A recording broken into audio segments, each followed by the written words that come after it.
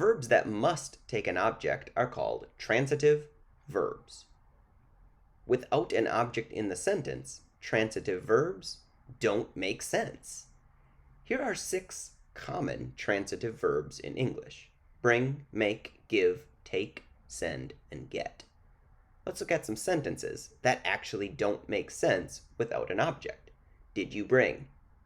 This sentence is ridiculous. Bring what is what your brain is asking. He can make. We will give. Should he take? I can send tomorrow. He got. All of these sentences are incorrect. All of these verbs need to have an object attached to them. For example, did you bring the keys? The keys are the object, what is being brought. He can make the report. We will give a gift. Should he take an umbrella? I can send the file tomorrow. This one is very common that people make a mistake. I can send tomorrow. It needs that object. He got a new computer. All of these could be changed to pronouns as well. Instead of did you bring the keys, you could say did you bring them? Or instead of he got a new computer, you could say he got it, and it's perfectly fine. Some transitive verbs can even take 2 objects, a direct object and an indirect object. Verbs act directly on direct objects, and verbs act to, toward, or from indirect objects. Let's look at some more examples. Here are the sentences from the previous page.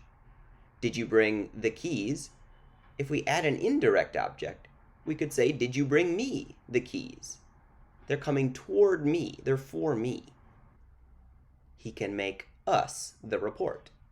The report is the direct object because it's being made. Us is the indirect object because the report is coming toward us or for us. We will give the bride a gift. Should he take Jenny an umbrella? I can send everyone the file tomorrow. He got his sister a new computer. All of the yellow words here are indirect objects in those sentences, and the blue are the direct objects. Finally, here's a list of common transitive verbs. It's a good time for you to take a screenshot and try to practice with these. Make a sentence that has at least a direct object and maybe an indirect object too. Thanks for watching, everyone. If you need another lesson, why don't you try this one?